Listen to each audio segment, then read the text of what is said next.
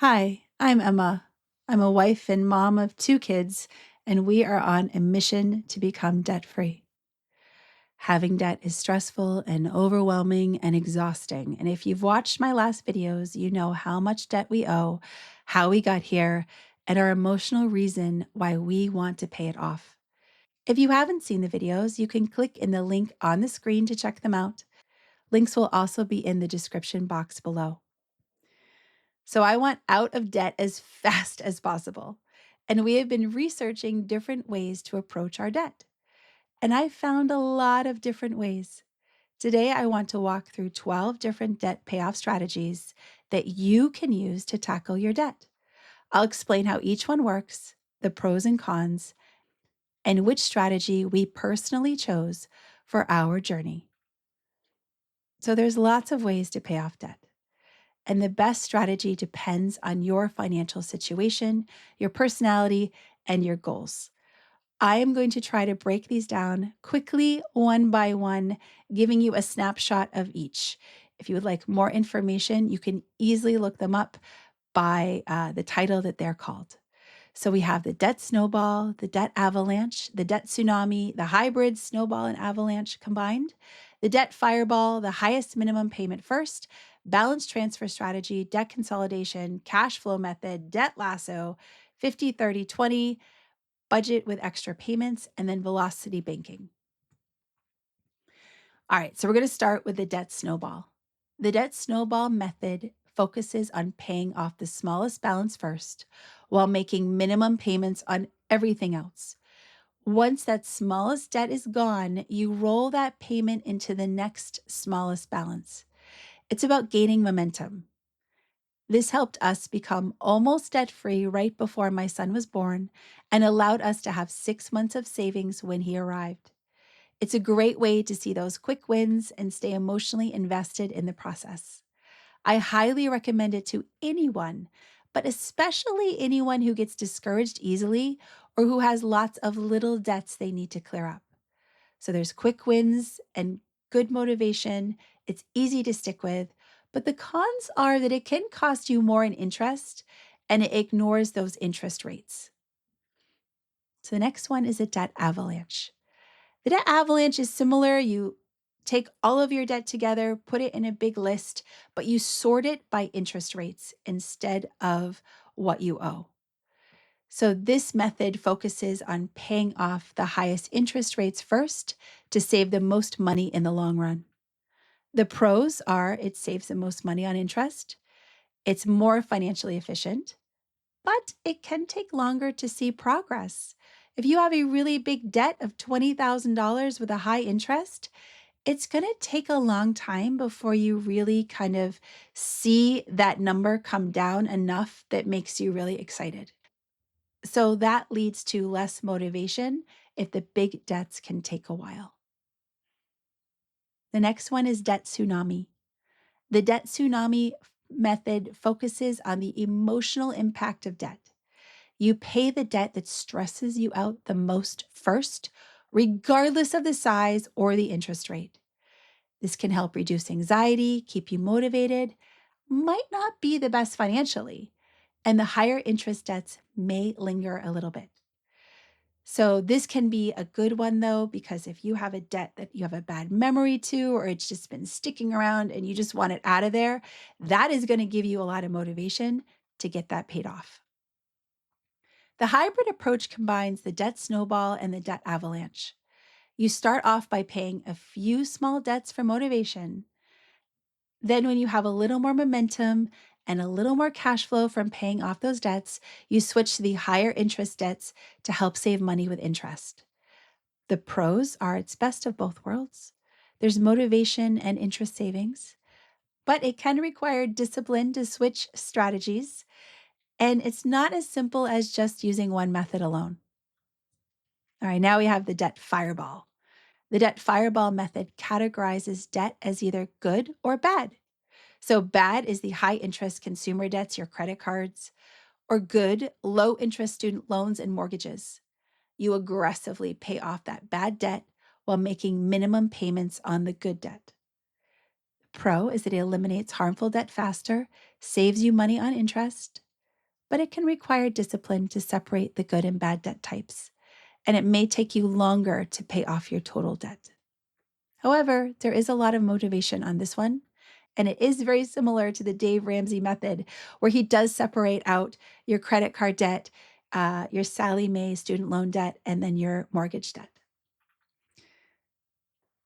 Now we have the highest minimum payment first. So this method prioritizes debts with the largest minimum payment. This can free up the most cash flow as quickly as possible. So this frees up cash flow, reduces financial strain.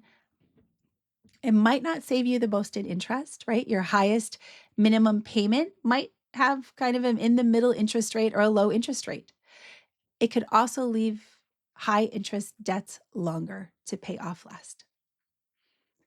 The balance transfer strategy. This strategy moves high interest debt to a 0% APR balance transfer card and then aggressively pays it off before the promo period ends.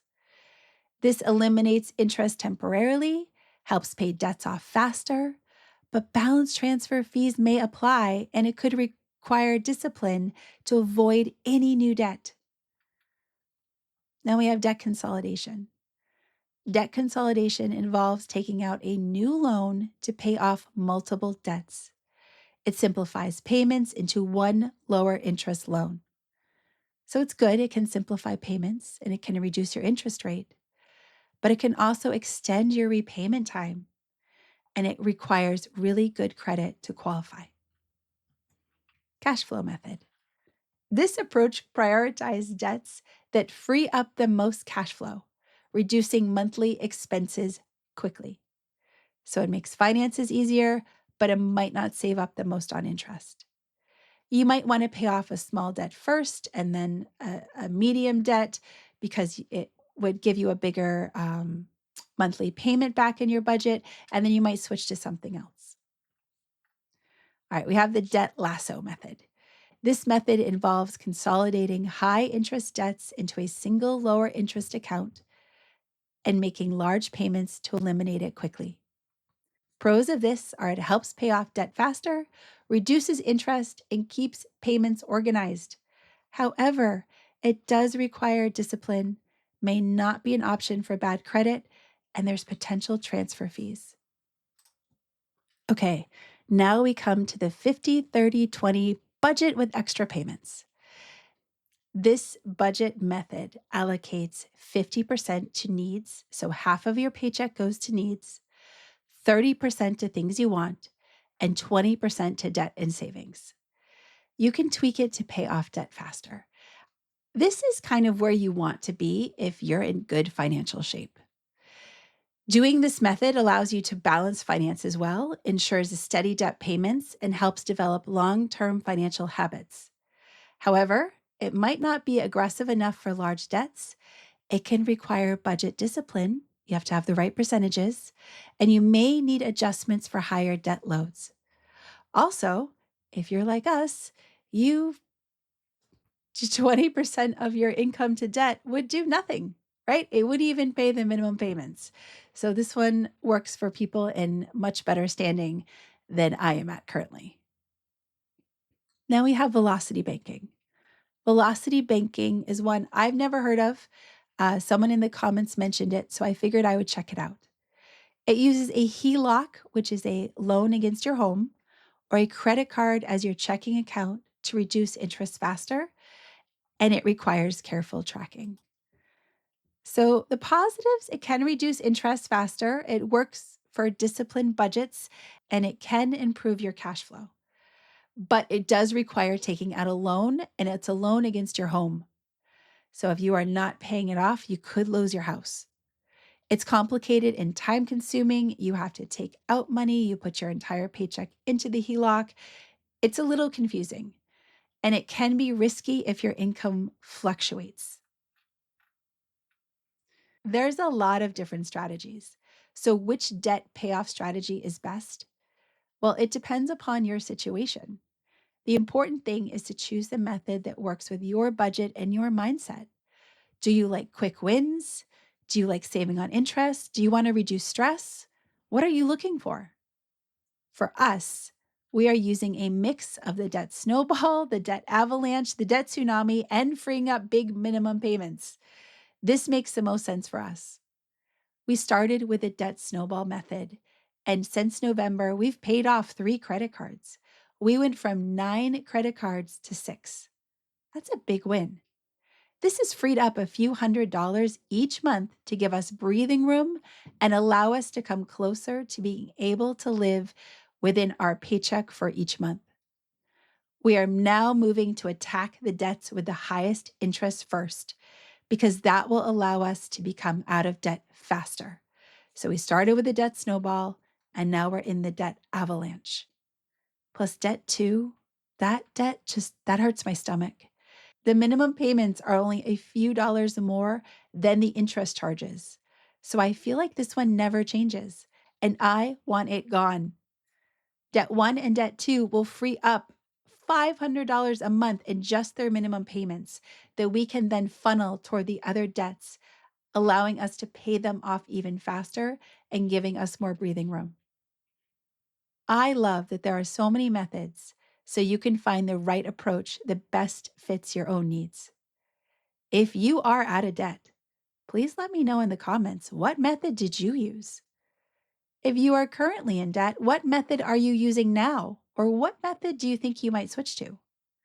And if you're just starting, the first thing you want to do is get a list of everything that you owe, even if it hurts. Find out everything you owe, the interest rates, the minimum payments, everything in one big piece of paper. Then ask yourself why. Why do you really want to get out of debt? Then go deeper. If you haven't tried the 5 Whys method, check out my last video. I promise it will help you find the real reason you got here and why you really want to be free. I'll see you next time. Bye, everyone.